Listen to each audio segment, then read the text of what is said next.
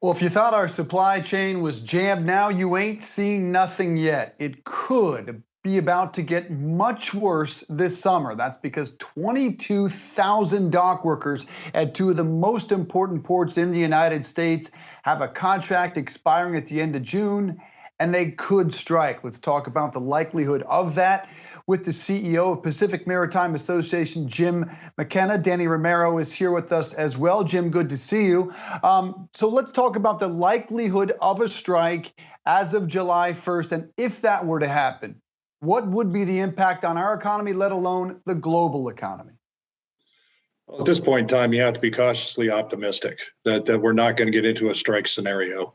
But it's early in the game. We have not exchanged proposals or demands yet, so it's yet to be seen what will hit the table and what obstacles or stumbling blocks we may run into.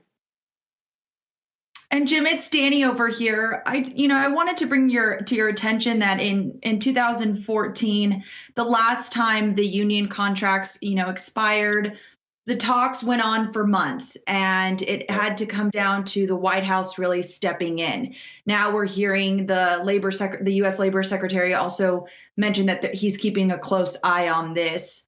Are you anticipating that it will get to that? The White House will have to step in once again? Hopefully not. Again, we're still early in the process itself. I think it's important that everybody stays aware of what's transpiring in the negotiations themselves. It's not help at the table that's required. I think it's always about putting pressure on both sides to come to a quick and hopefully, not easy, but hopefully before the contract expires, contract agreement. And if we go past the contract expiration date, it's important that everyone keeps a cool head and then we work through the issues and don't impact an already fragile supply chain. Jim, why haven't you exchanged proposals yet, and what do you anticipate demands could be? How central is avoiding automation going to be for these dock workers? Well, automation is negotiated in our contract in 2008 and has been in the contracts and the two subsequent contracts. So it's been a part of our lives for quite some time now. Automation is the future of our ports. We are in an urban area. Our footprint is our footprint. We can't expand the footprint itself, which means you have to put more containers in the terminals that are in existence. And to do so, you have to densify. The way to densify the terminals, one way is through automation. Will everyone choose automation? No, they won't, but some will. And as we look at it as, just the totality of it, it hasn't decreased the labor. These terminals are now, the ones that are automated, are able to handle, additional cargoes, 1.5 to 2 times as much as they did as a conventional facility. So in doing so, they didn't reduce labor. They actually added labor to their facilities, not at the same rate, not at a 1-to-1 rate, but we're not seeing a decrease in our labor pool. We're seeing additions to it on an ongoing basis. So yes, it will be part of the discussions. Hopefully we'll get to where we need to be on the whole issue of automation.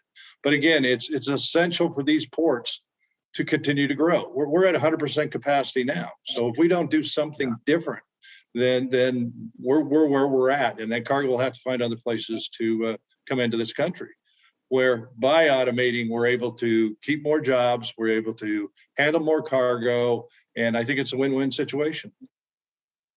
And Jim, it's Danny here again. What are you hearing from the workers themselves? What are you anticipating that they'll want in this contract? Well, every contract has a life of its own, right? So we're always talking about hours, wages, working conditions. You hit on automation.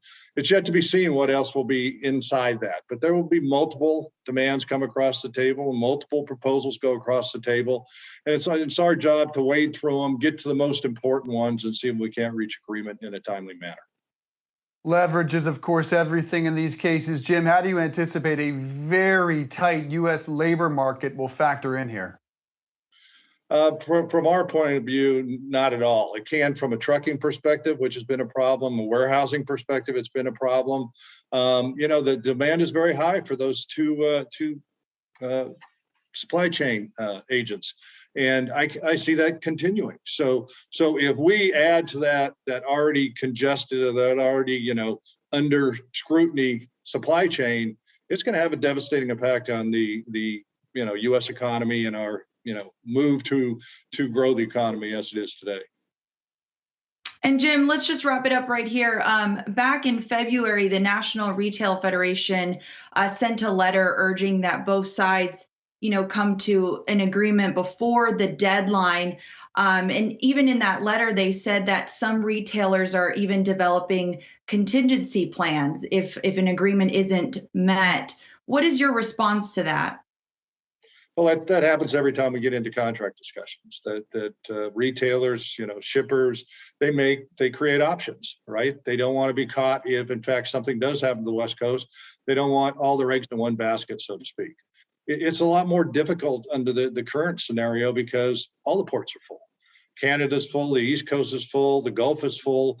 So finding options, there's still options out there, but it's not the same ability to just move from the West Coast and go in, pull into another port and start unloading cargo. So those decisions are harder. They're more complicated now, but it's part of what we do. And so this is not unusual as we start to head into contract negotiations.